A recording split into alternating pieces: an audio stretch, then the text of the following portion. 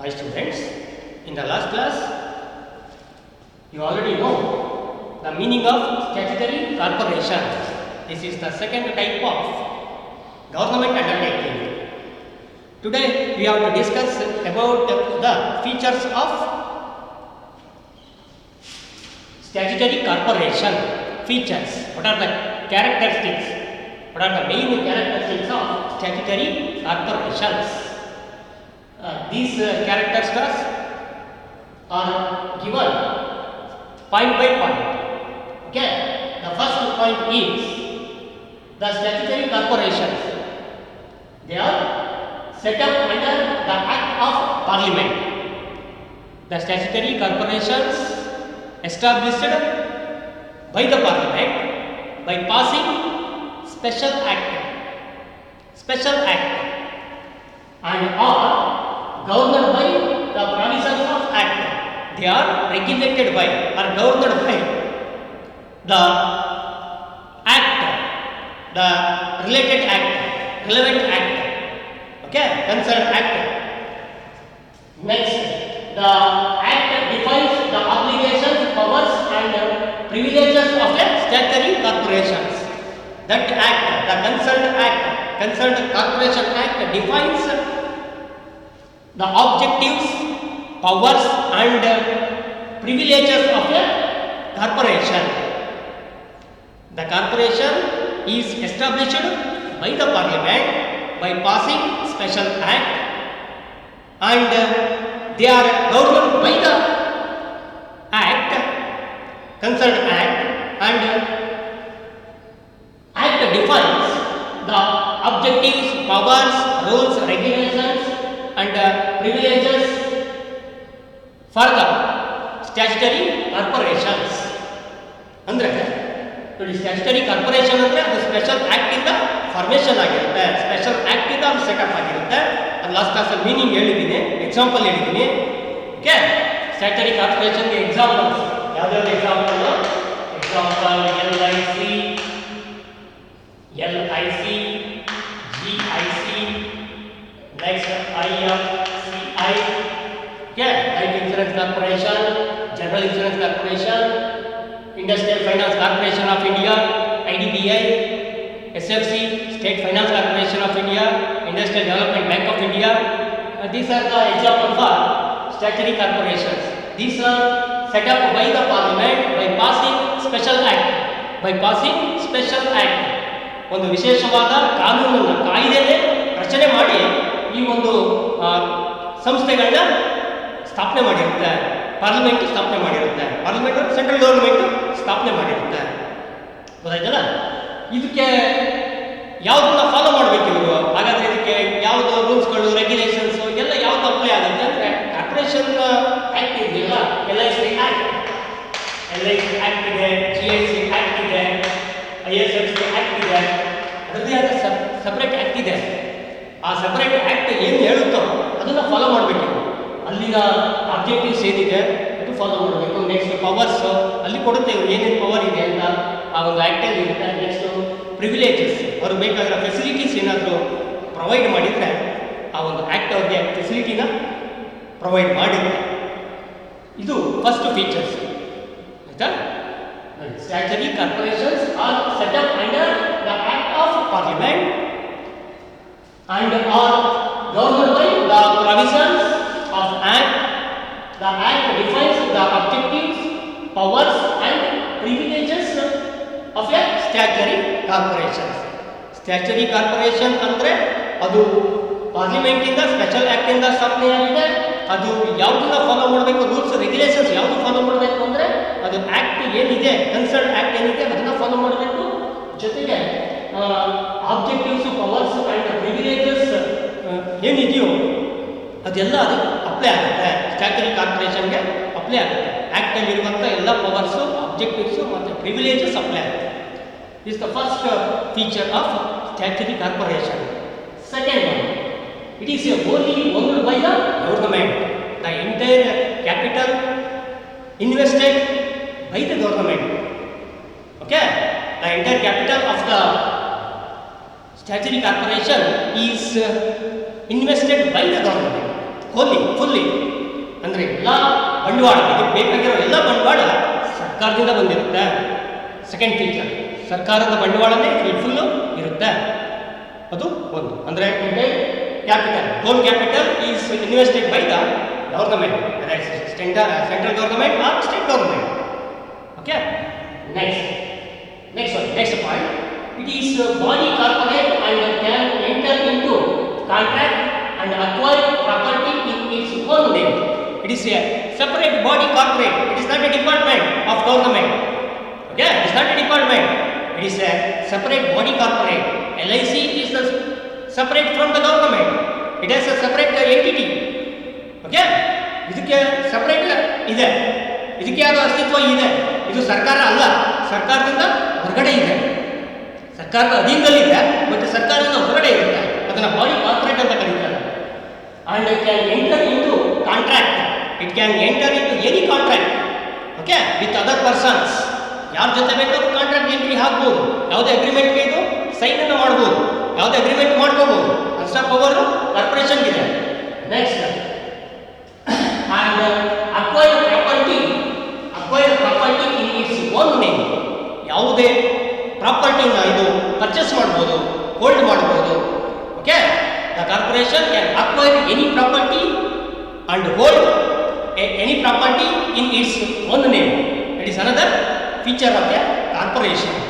ಅಂದರೆ ಈ ಒಂದು ಕಾರ್ಪೊರೇಷನ್ ಸಪರೇಟ್ ಬಾಡಿ ಕಾರ್ಪೊರೇಟ್ ಆಗಿರುತ್ತೆ. ಅಂದರೆ ಇದು ಸಪರೇಟ್, ಸರ್ಕಾರದಿಂದ ಸಪರೇಟ್ ಎಂಟಿಟಿನ ಹೊಂದಿರುತ್ತೆ. ಜೊತೆಗೆ ಇದು ಯಾವ ಕಾಂಟ್ರಾಕ್ಟ್ ಬೇಕಾದ್ರೆ ಆಯ್ತಲ್ಲ, ಯಾವುದೇ ಒಪ್ಪಂದಗಳಿಗೆ ಇದು ಸಹಿ ಹಾಕ್ಬೋದು, ಯಾವುದೇ ಒಪ್ಪಂದ ಮಾಡ್ಕೋಬೋದು. ಬೇರೆ ಜೊತೆಯಲ್ಲಿ ಯಾವುದೇ ಒಪ್ಪಂದನ ಮಾಡ್ಕೋಬೋದು. ಅದಕ್ಕೆ ಸರ್ಕಾರದ ಪರ್ಮಿಷನ್ ಏನು ಬೇಕಾಗಿಲ್ಲ. Next, and acquire property in its own name. ಯಾವುದೇ ಆಸ್ತಿನ ಅದರ ನೇಮಲ್ಲಿ ಇಟ್ಕೋಬೋದು. ಈಗ ಡಿಪಾರ್ಟ್ಮೆಂಟ್ಗಳಲ್ಲಾದರೆ ಅದರ ನೇಮಲ್ಲಿ ಏನೂ ಇರಲ್ಲ.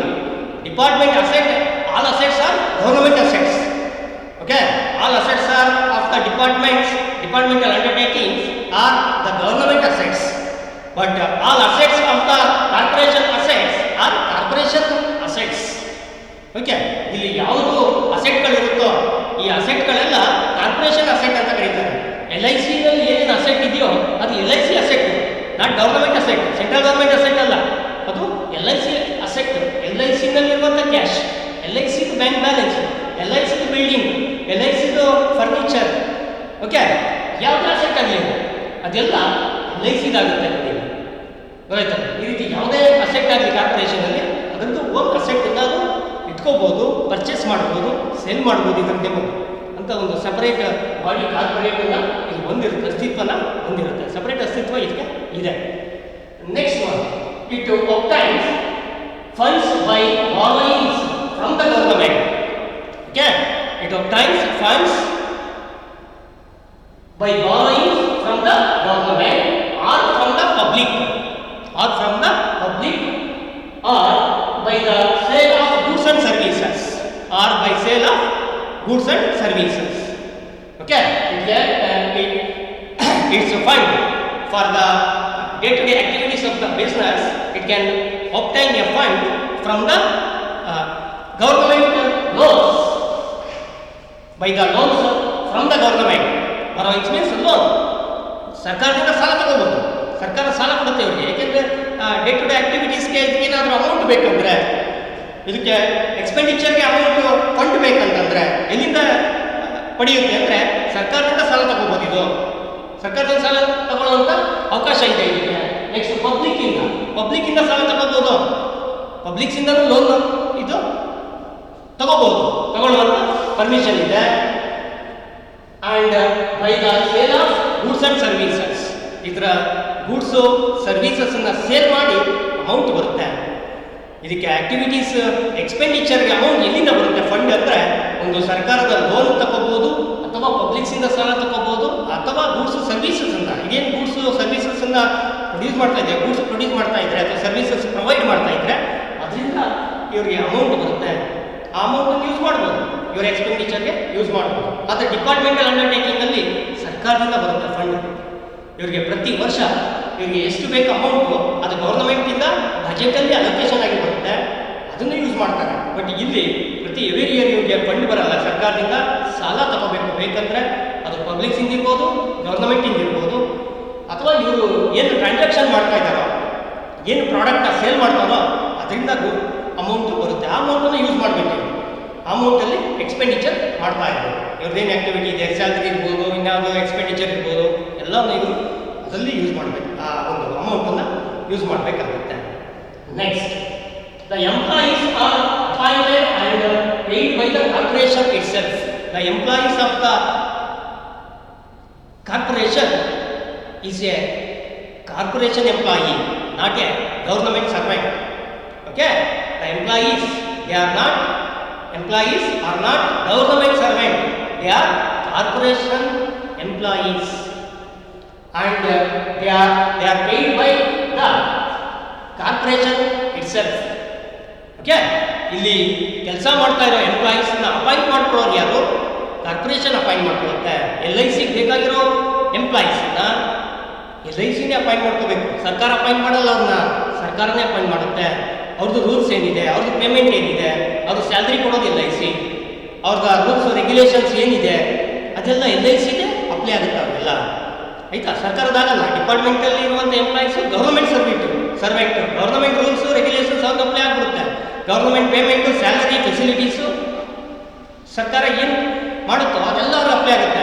ಆದರೆ ಕಾರ್ಪೊರೇಷನ್ಗೆ ಸರ್ಕಾರದ ಯಾವುದೇ ಫೆಸಿಲಿಟೀಸ್ ಆಗಲಿ, ಸರ್ಕಾರದ ಸ್ಯಾಲ್ರಿ ಆಗಲಿ ಅಥವಾ ಸರ್ಕಾರದ ಅಪಾಯಿಂಟ್ಮೆಂಟು ಇಲ್ಲಿ ನಡೆಯಲ್ಲ.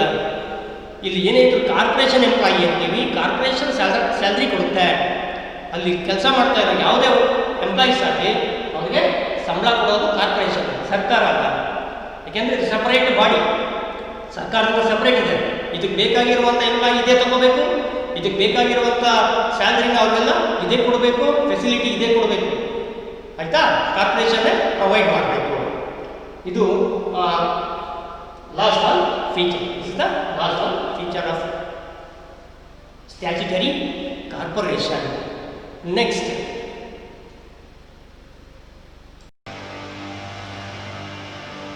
merits or advantages of statutory corporations. Yeah, these are the merits or advantages of statutory corporations. Statutory corporations ಏನಿದೆಯೋ ಅದರ ಅನುಕೂಲ ಏನು, ಅದರ ಬೆನಿಫಿಟ್ ಏನೇನು ಅದರಿಂದ ಅನುಕೂಲ ಸಿಗುತ್ತೆ. ಅದು ಸರ್ಕಾರಕ್ಕೆ ಇರ್ಬೋದು ಅಥವಾ ಕಾರ್ಪೊರೇಷನ್ಗೆ ಇರ್ಬೋದು, ಅದರಿಂದ ಏನು ಬೆನಿಫಿಟ್ ಇದೆ. ಓಕೆ, ಅದನ್ನು ಇಲ್ಲಿ 4 ಪಾಯಿಂಟ್ಸ್ ಆಗಿ ತಗೋತಾ ಇದ್ದೀವಿ. 1 by 1 4 ಪಾಯಿಂಟ್ಸ್ ಕೊಟ್ಟಿದ್ದಾರೆ. Main merits of statutory corporations are as follows. Number 1, they enjoy independence in their functioning. They enjoy independence in their functioning. It is a I already told you, it is a separate body corporate, therefore it enjoy the independence. Functioning in their functioning.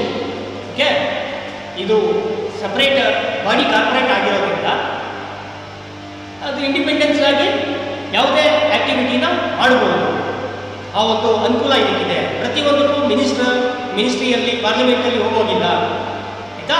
Ministry permission ಆಗಲಿ, minister approval ಆಗಲಿ ಬೇಕಾಗಿಲ್ಲ. All activities it can done freely without the permission of the parliament. Some of the activities, it may take any decision or it may take any function, any some of functions, undertake some of other activities without get approval of the parliament or ministry. ಅಂದರೆ ಇದು ಯಾವುದೇ ಮಿನಿಸ್ಟ್ರಿಯಿಂದ ಪ್ರತಿಯೊಂದು ಫಂಕ್ಷನ್ಗೂ ಯಾವುದೇ ಒಂದು ಆ್ಯಕ್ಟಿವಿಟೀಸ್ಗೂ ಮಿನಿಸ್ಟ್ರಿನಲ್ಲಿ ಹೋಗಿ ಅಲ್ಲಿ ಹೋಗಿ permission ತಗೊಳ್ಳುವಂಥ ಅವಶ್ಯಕತೆ ಇರೋದಿಲ್ಲ. ಇದು ಫ್ರೀ ಇದೆ. ಸಪ್ರೇಟ್ ಬಾಡಿ ಕಾರ್ಪೊರೇಟು ಇಂಡಿಪೆಂಡೆನ್ಸ್ ಆಗಿ ಯಾವುದೇ ಒಂದು ಆ್ಯಕ್ಟಿವಿಟೀಸ್ನ ಮಾಡಬಹುದು, ಸ್ವತಂತ್ರ ಇದೆ. They are free from undesirable government regulations and control. ಇದಕ್ಕೆ ಗೌರ್ಮೆಂಟ್ ಅಷ್ಟು ಕಂಟ್ರೋಲ್ ಮಾಡಲ್ಲ. ಅನ್ನೆಸೆಸರಿ ಕಂಟ್ರೋಲ್ ಆಗಲ್ಲ, ಇನ್ವಾಲ್ವ್ ಆಗಲ್ಲ, ಅನ್ನೆಸೆಸರಿ ಕಂಟ್ರೋಲ್ ಮಾಡೋಕ್ಕೆ ಬರಲ್ಲ ಗೌರ್ಮೆಂಟ್. ಇದಕ್ಕೆ ಫ್ರೀಡಮ್ ಇದೆ, ಫ್ರೀಡಮ್ ಕೊಟ್ಟಿದ್ದಾರೆ. ಸಪ್ರೇಟ್ ಬಾಡಿ ಕಾರ್ಪೊರೇಟ್ ಇರೋದ್ರಿಂದ ಫ್ರೀಯಾಗಿ ವರ್ಕ್ ಮಾಡ್ಬೋದು. ಆಯಿತಾ? some of decision it can take its own knowledge. Okay, ಅದಕ್ಕೇನು ಸ್ವಂತ ಅಫಿಷಿಯಲ್ ನಾಲೆಡ್ಜ್ ಏನು ಇರುತ್ತೋ ಅಲ್ಲಿ ಆಫಿಷಿಯಲ್ಸ್ ಅವರ ನಾಲೆಡ್ಜ್ ಜೊತೆ ಡಿಸೈಡ್ ಮಾಡ್ಬೋದು. ಅದಕ್ಕೆ ಪಾರ್ಲಿಮೆಂಟ್ಗೆ ಹೋಗೋ ಅವಶ್ಯಕತೆ ಇಲ್ಲ, ಮಿನಿಸ್ಟ್ರಿ ಹತ್ರ ಹೋಗೋದಿಲ್ಲ, ಯಾವುದೋ ಮಿನಿಸ್ಟರ್ ಹತ್ರ ಪರ್ಮಿಷನ್ ಅವಶ್ಯಕತೆ ಇರಲ್ಲ. ಗೌರ್ಮೆಂಟ್ ಕಂಟ್ರೋಲ್ ಕಡಿಮೆ ಇದೆ, ಅಂದರೆ ಫ್ರೀ ಆಗಿರುತ್ತೆ ಆಯಿತಾ. ಸಪ್ರೇಟ್ ಬಾಡಿ ಎಂಟಿಟಿ ಇರೋದ್ರಿಂದ ಇದು, ಹಾಗಾಗಿ ಫ್ರೀ ಇದೆ, ಫ್ರೀಯಾಗಿ ವರ್ಕ್ ಮಾಡ್ಬೋದು, ಸ್ವತಂತ್ರವಾಗಿ ವರ್ಕ್ ಮಾಡ್ಬೋದು. ಅದು ಒಂದು ಬೆನಿಫಿಟ್. ಡಿಪಾರ್ಟ್ಮೆಂಟ್ಗಳಾದರೆ ಕನ್ಸರ್ನ್ ಮಿನಿಸ್ಟ್ರಿ ಇದೆ, ಕನ್ಸರ್ನ್ ಮಿನಿಸ್ಟ್ರಿ ರೂಲ್ಸ್ ಇದೆ, ಪ್ರೊಸೀಜರ್ಸ್ ಇದೆ, ಅವರು ಏನು ಗೈಡ್ಲೈನ್ಸ್ ಕೊಡ್ತಾರೋ ಅದನ್ನು ಫಾಲೋ ಮಾಡಬೇಕು, ಯಾವುದು ಡಿಪಾರ್ಟ್ಮೆಂಟಲ್ ಅಂಡರ್ಟೇಕಿಂಗ್. ಬಟ್ ಸ್ಟ್ಯಾಟ್ಯೂಟರಿ ಕಾರ್ಪೊರೇಷನ್ಗೆ ಯಾವುದೇ ಮಿನಿಸ್ಟ್ರಿ ಇಲ್ಲ, ಮಿನಿಸ್ಟ್ರಿ ಕಂಟ್ರೋಲಲ್ಲೇ ಬರಲ್ಲ. ಅದು LIC ಯಾರ ಕಂಟ್ರೋಲಲ್ಲಿದೆ? ಯಾರ ಕಂಟ್ರೋಲಲ್ಲೂ ಇಲ್ಲ. ಪಾರ್ಲಿಮೆಂಟ್ ಕಂಟ್ರೋಲಲ್ಲಿ ಇದೆಯಾ? ಇಲ್ಲ, ಅದು ಆ್ಯಕ್ಟ್ ಇದೆ. LIC ಆ್ಯಕ್ಟೇ ಅದನ್ನು ಕಂಟ್ರೋಲ್ ಮಾಡಬೇಕು, ಇನ್ಯಾವುದು ಕಂಟ್ರೋಲ್ ಮಾಡೋಕ್ಕಾಗಲ್ಲ, ಯಾವ ಮಿನಿಸ್ಟ್ರು ಅದನ್ನು ಕಂಟ್ರೋಲ್ ಮಾಡಲ್ಲ. ಹಾಗಾಗಿ ಫ್ರೀಯಾಗಿ ಯಾವುದೇ ಆ್ಯಕ್ಟಿವಿಟೀಸ್ನ ಮಾಡ್ಬೋದು, ಫ್ರೀಯಾಗಿರುತ್ತೆ. ಅದಕ್ಕೆ ರೂಲ್ಸ್ಗಳೆಲ್ಲ ಆ್ಯಕ್ಟಲ್ಲಿರುತ್ತೆ, ಹೊರತು ಸರ್ಕಾರದ ರೂಲ್ಸ್ ಅದಕ್ಕೆ ಜಾಸ್ತಿ ಅಪ್ಲೈ ಆಗಲ್ಲ. LIC ಆ್ಯಕ್ಟ್ ರೂಲ್ಸು ಅಪ್ಲೈ ಆಗುತ್ತೆ, ಹಾಗಾಗಿ ಫ್ರೀ ಇರುತ್ತೆ. Therefore, they enjoy independence in their functioning. They are free from undesirable government regulations and control. It's the first feature. Second, the government does not interfere in their financial matters. The government does not interfere in the financial matters, including their income and receipts. It is a separate body corporate. It has a separate financial autonomy.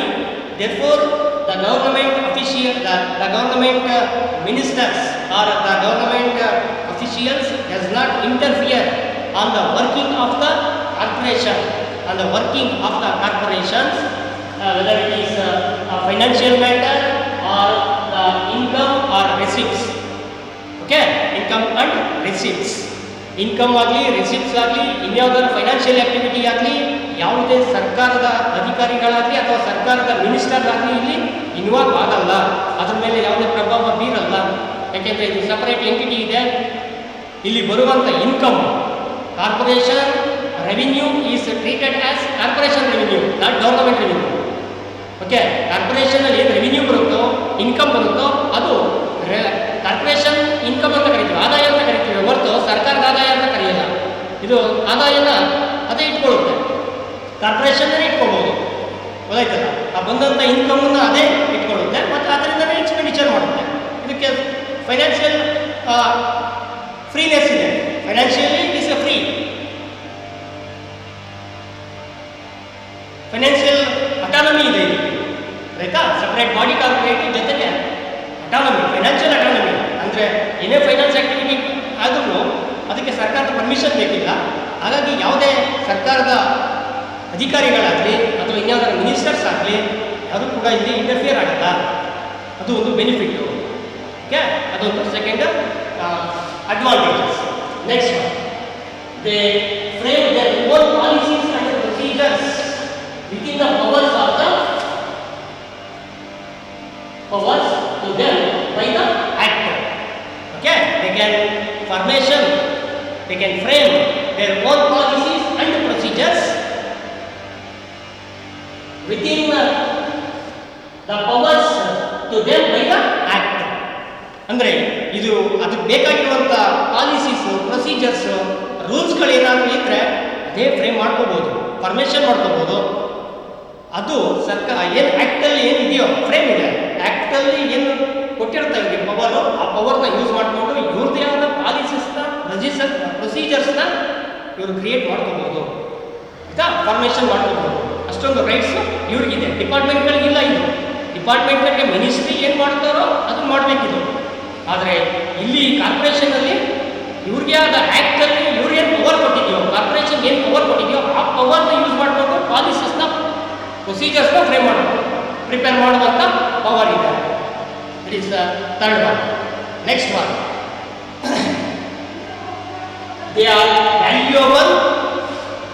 Valuable instruments for economic development of the nation.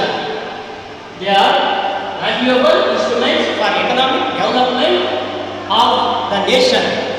These are the valuable tool. These are used as a tool for economic development of the nation. These are the instruments or the tool for development of the nation, economic development of the nation.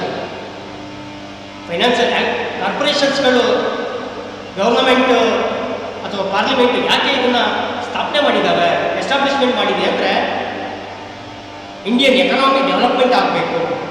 LIC ಇದೆ, life insurance corporation of India, IDBI ಇದೆ, industrial development bank of India.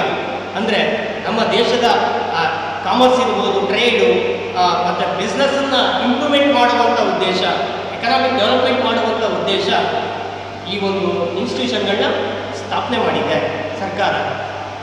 ಆ ಉದ್ದೇಶ ಅದೇನೆ, profit ಮಾಡಬೇಕು, ಲಾಭ ಮಾಡಬೇಕು ಅನ್ನೋದಕ್ಕಿಂತ economic development ಆಗಬೇಕು, ಆರ್ಥಿಕವಾಗಿ ನಾವು ಅಭಿವೃದ್ಧಿ ಹೊಂದಬೇಕು, ದೇಶನ ಅಭಿವೃದ್ಧಿ ಮಾಡೋದಕ್ಕೆ ಈ ಒಂದು ಸಂಸ್ಥೆಗಳು ಬೇಕಾಗುತ್ತೆ.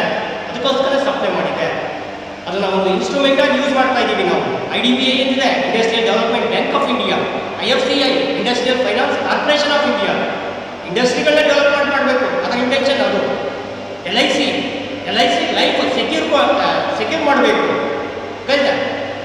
ಏನು ಪೀಪಲ್ ರಿಸ್ಕನ್ನು ತಗೋಬೇಕದು, ಪೀಪಲ್ಗೆ ಸೆಕ್ಯೂರಿಟಿ ಕೊಡಬೇಕು, ಲೈಫ್ಗೆ ಸೆಕ್ಯೂರಿಟಿ ಕೊಡಬೇಕು. ಅದು LIC intention, first intention, profit and second one. Okay, the main name of the LIC is provided security for the human life. That is the aim of the LIC. The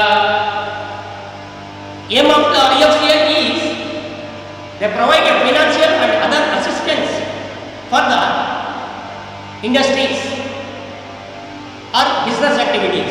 Industrial Finance Corporation of India. ಹೀಗೆ ಪ್ರತಿಯೊಂದು ಇನ್ಸ್ಟಿಟ್ಯೂಷನ್ಗಳು ಒಂದು ಏಮನ್ನು ಹೊಂದಿರುತ್ತೆ. ಏನು aim ಅನ್ನೋದು economic development ಮಾಡುವಂಥ ಒಂದು ಉದ್ದೇಶ ಹೊಂದಿರ್ತವೆ. ಹಾಗಾಗಿ ಇವು ವ್ಯಾಲ್ಯೂಯಬಲ್ ಇನ್ಸ್ಟ್ರೂಮೆಂಟ್ಸ್ ಅಂತ ಕರೀತಾರೆ, valuable tool for the economic development of the nation. Yes, these are the major merits of the statutory corporations. Okay, next. Yes, students, look here. Limitations of statutory corporations. These are the major limitations. That means disadvantages or drawbacks or the demerits of statutory corporations. The statutory corporations involve a number of advantages or merits, although they have these are 4 disadvantages. We can know the limitations of corporation one by one. First one is their actions are subject to many rules and regulations. Okay, the first one demerits is the corporation's actions, operations are subject to many rules and regulations. They does not enjoy much operational flexibility. Their operations are subject to many rules and regulations. The statutory corporations are working under many rules and regulations that is prescribed by the Act, Concerned Act. ಅಂದರೆ ಇಲ್ಲಿ ಯಾವುದೇ ಒಂದು corporation rules regulations follow ಮಾಡಬೇಕು. ಯಾವುದು ಆ್ಯಕ್ಟಲ್ಲಿ ಏನಿರುತ್ತೋ ಅದನ್ನೆಲ್ಲ follow ಮಾಡಬೇಕಾಗುತ್ತೆ. ಹಾಗಾಗಿ ಸ್ವಲ್ಪ ಆ್ಯಕ್ಟಲ್ಲಿ ರೂಲ್ಸ್ ರೆಗ್ಯುಲೇಷನ್ ಜಾಸ್ತಿ ಇರುತ್ತೆ. ಆ ಒಂದು ಜಾಸ್ತಿ ಇರುವಂಥ ರೂಲ್ಸನ್ನ ಇದು ಫಾಲೋ ಮಾಡಬೇಕು. ಅದು ಪ್ರಾಬ್ಲಮ್ ಇಲ್ಲ. ಆ್ಯಕ್ಟಲ್ಲಿ ಇರೋದೆಲ್ಲ ಫಾಲೋ ಮಾಡೋಕ್ಕೆ ಹೋಗ್ತಾರೆ, ಅಲ್ಲಿ ಫ್ಲೆಕ್ಸಿಬಿಲಿಟಿ ಇರಲ್ಲ. ಕಾರ್ಪೊರೇಷನ್ನು ಅದರದ್ದೇ ಆದ ಒಂದು ಐಡಿಯಾನ ಹೊಂದಿರುತ್ತೆ, ಅದರದ್ದೇ ಆದ ನಾಲೆಡ್ಜನ್ನು ಹೊಂದಿರ್ತಾರೆ. ಅಲ್ಲಿನ ಅಫಿಷಿಯಲ್ಸು, ಕಾರ್ಪೊರೇಷನ್ ಎಂಪ್ಲಾಯೀಸು ಅವ್ರದ್ದೇ ಆದ ನಾಲೆಡ್ಜ್ ಇರುತ್ತೆ, ಅಲ್ಲಿನ ಬೋರ್ಡು ಅವ್ರದ್ದೇ ಆದ ನಾಲೆಡ್ಜ್ ಇರುತ್ತೆ. ಮ್ಯಾನೇಜ್ಮೆಂಟ್ ಬೋರ್ಡ್ ಇದೆ ಇಲ್ಲಿ, ಆ ಮ್ಯಾನೇಜ್ಮೆಂಟ್ ಬೋರ್ಡ್ ನಾಲೆಡ್ಜ್ ಇದೆ. ಏನೇ ನಾಲೆಡ್ಜ್ ಇದ್ದರೂ ಆ್ಯಸ್ ಪರ್ ರೂಲ್ಸು ರೆಗ್ಯುಲೇಷನ್ಸು ಅವ್ರು ಫಾಲೋ ಮಾಡಬೇಕು. ಆ್ಯಕ್ಟ್ ಏನು ಇದೆ ಅಲ್ವಾ, ಕಾರ್ಪೊರೇಷನ್ ಆ್ಯಕ್ಟ್ ಏನಿದೆ, ಆ ಆ್ಯಕ್ಟ್ ಏನು ಹೇಳುತ್ತೋ ಅದನ್ನು ಫಾಲೋ ಮಾಡಬೇಕಾಗುತ್ತೆ. ಹಾಗಾಗಿ ಇದು ರಿಜಿಡ್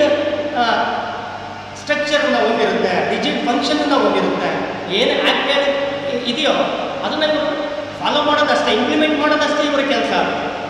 ಇವ್ರಿಗೆ ಅದು ಫ್ರೀಡಮ್ ಇಲ್ಲ, ಫ್ಲೆಕ್ಸಿಬಿಲಿಟಿ ಇಲ್ಲ, ಅದು ಚೇಂಜಸ್ ಮಾಡೋಕ್ಕೆ ಅವ್ರಿಗೆ ಚಾನ್ಸ್ ಇಲ್ಲ. ಯಾಕೆಂದರೆ ಆ್ಯಕ್ಟು ಹೇಳುತ್ತದೆ, ಕಾರ್ಪೊರೇಷನ್ ಆ್ಯಕ್ಟ್ ಏನು ಹೇಳಿದೆಯೋ ಅದು ಫಾಲೋ ಮಾಡಬೇಕು. ಇದು first drawbacks. Okay, they does not enjoy much operational flexibility. ಯಾವುದೇ ವರ್ಕ್ ಮಾಡಬೇಕಾದ್ರೆ ಇವರು ಆ ವರ್ಕನ್ನು ಚೇಂಜಸ್ ಮಾಡ್ಕೊಳ್ಳೋಕ್ಕಾಗಲ್ಲ. ಆ್ಯಸ್ ಪರ್ ಆ್ಯಕ್ಟ್ ಏನಿದೆಯೋ ಅದನ್ನು ಫಾಲೋ ಮಾಡಬೇಕು. It's the first drawback of corporation. Second one, in respect of major decisions or major investment of huge funds, there is a government and political interference.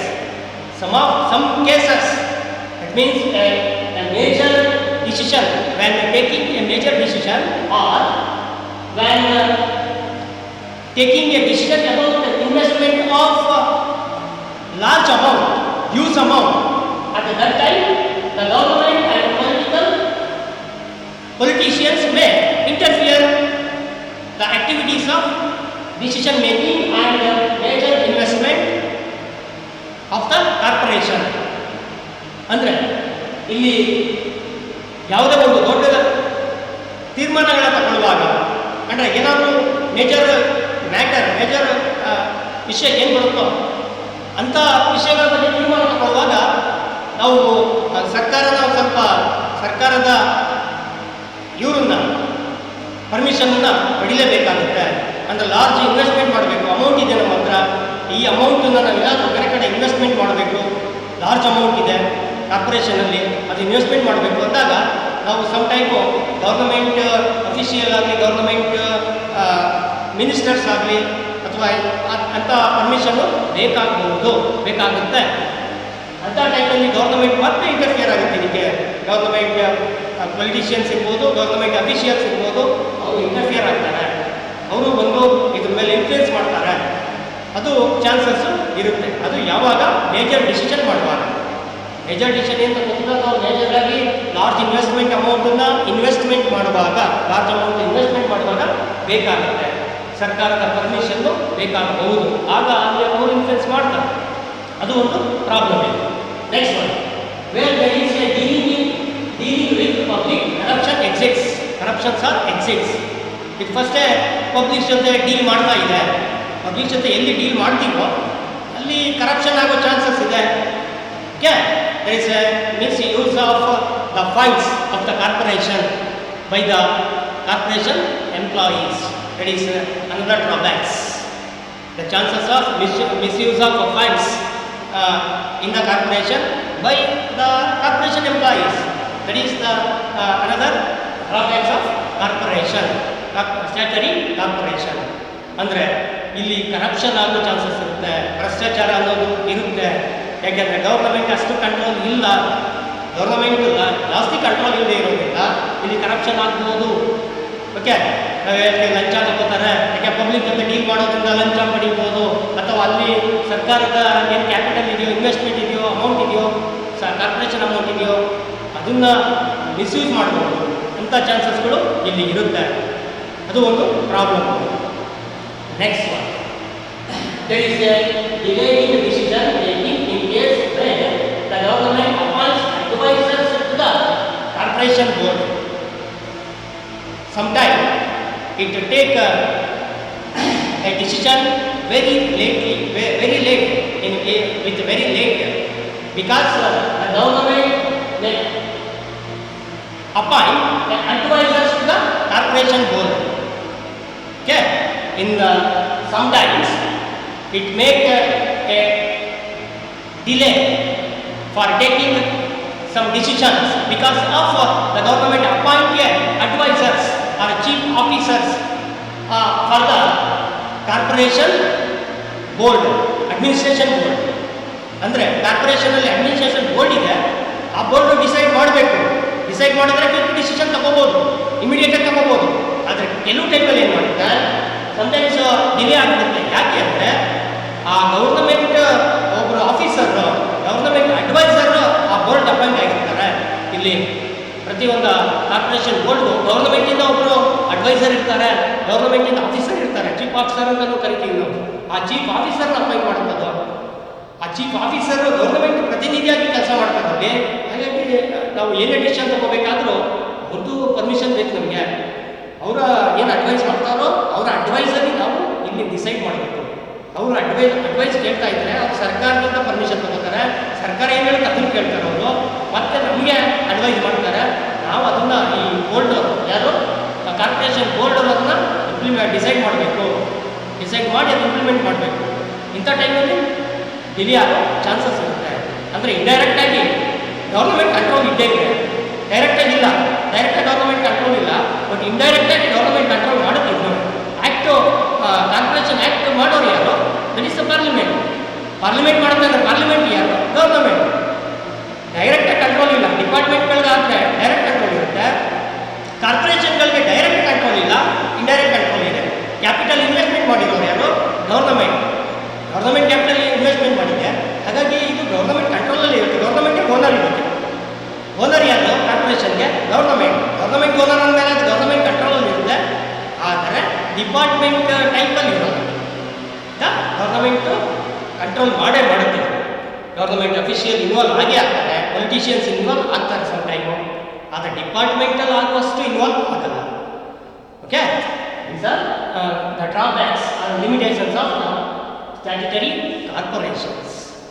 Thank you students.